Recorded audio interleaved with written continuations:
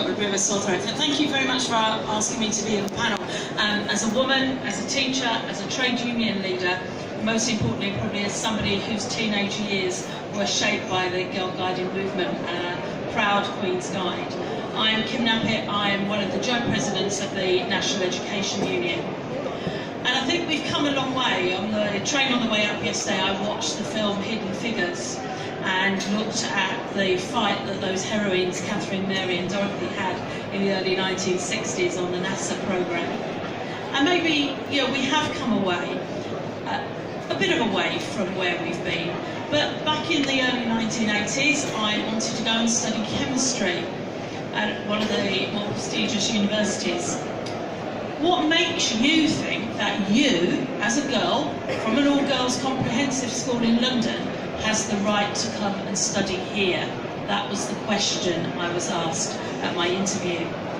I'm proud to say that though I was shocked by the question, I replied with, what makes you think I can't? The problem is that the fight goes on. It doesn't surprise me that the survey has shown that a lot less young women want to be leaders, because there isn't a level playing field. It always seems to be that girls and women have to fight for things which should be easily accessible, and often face sexual harassment on the way. The National Education Union, along with UK Feminista, produced a report last year called It's Everywhere, looking at sexual harassment in schools. And I have some copies here, and also there are copies on our stand. The key findings are absolutely frightening. In mixed-sex schools, 37% of girls have been sexually harassed. 24% of girls have been subjected to unwanted physical touching of a sexual nature. And 32% of teachers have witnessed sexual harassment on a weekly basis.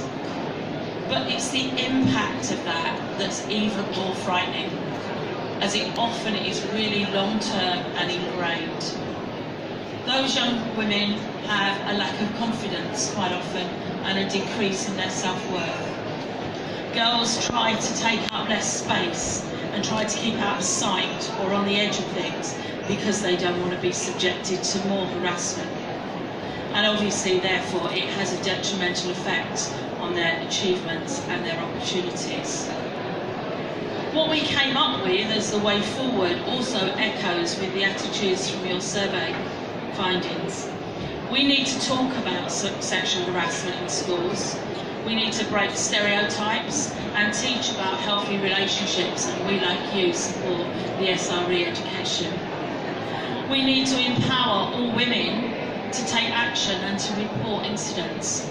And we need to empower our teachers and our colleagues to take action too. It's encouraging that so many young women are prepared to speak out about issues that they care about.